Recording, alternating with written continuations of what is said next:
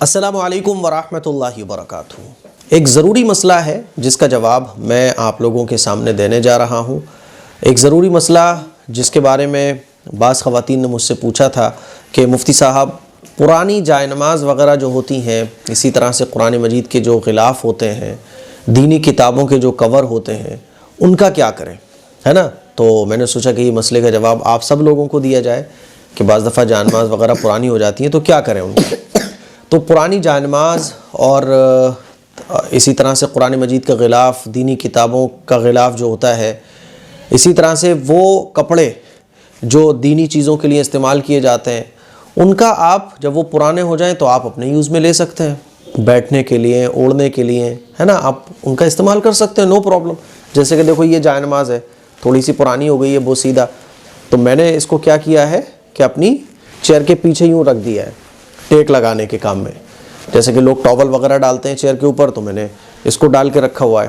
ایسے ہی ایک جائے نماز جو ہے نا اور تھوڑی سی پرانی ہو گئی ہے تو میں نے اس کو چیئر کے اوپر بچھا دیا ہے تاکہ بیٹھنے میں آسانی ہو۔ اسی طرح سے بعض دفعہ تکیے کے اندر بھی آپ اس کو لگا سکتے ہیں۔ تو جائے نماز اور دینی چیزوں کے کور وغیرہ کا استعمال آپ بیٹھنے، اوڑھنے، تکیے کے غلاف، ہے نا؟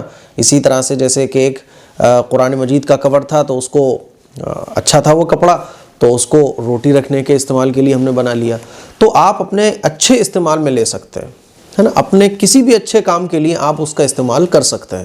اور مان لیجیے آپ کو استعمال ہی نہیں کرنا ہے تو کیا کریں آپ؟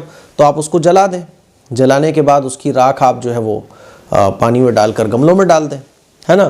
یا آپ اس کو مٹی کے نیچے دفنا بھی سکتے ہیں، دریا یا سمندر میں بھی آپ اس کو بہا سکتے ہیں، ٹھیک ہے؟ باقی کسی گندے کام میں اس کا استعمال کرنا یہ خلاف مطلب پسندیدہ نہیں ہے، مکروہ ہے، اچھا نہیں ہے۔ جیسے جائے نماز ہے، جائے نماز کو آپ پوچھا نہ بنائیں، کیونکہ جائے نماز پر عبادت آپ نے کی ہوئی ہے۔ قرآن مجید کا جو غلاف ہے اس کو آپ جو گھٹیا کام ہوتے ہیں اس کے استعمال میں نہ لیں۔ تو جو اچھے کام ہیں، جیسے کہ آپ کے آرام، جائے نماز کو آپ اپنے آرام کی جگہ پہ رکھ سکتے ہیں، ہے نا؟ غلاف بنا سکتے ہیں، ٹیبل پہ لگا سکتے ہیں، تو اپنے کسی بھی کام میں پہننے اوڑھنے کے لیے آپ اس کا استعمال کر سکتے ہیں، اس میں کوئی حرج کی بات نہیں ہے۔ باقی اس کے علاوہ میں نے بتا دیا کہ آپ اس کو دفنا بھی سکتے ہیں، پانی میں بھی بہا سکتے ہیں، جلا کر اس کی راکھ کو آپ ہوا میں اڑا بھی سکتے ہیں۔ یہ سارے طریقے ہیں جو آپ کو یہ جو کنفیوژن بنی رہتی ہے کہ مصلی کا کیا کریں، قرآن مجید کا غلاف کا کیا کریں، تو مجھے امید ہے کہ یہ مسئلہ آپ کا کلیئر ہو گیا ہوگا۔ اس کلپ کو شیئر کریں، دوسروں تک پہنچائیں۔ السلام علیکم ورحمۃ اللہ وبرکاتہ۔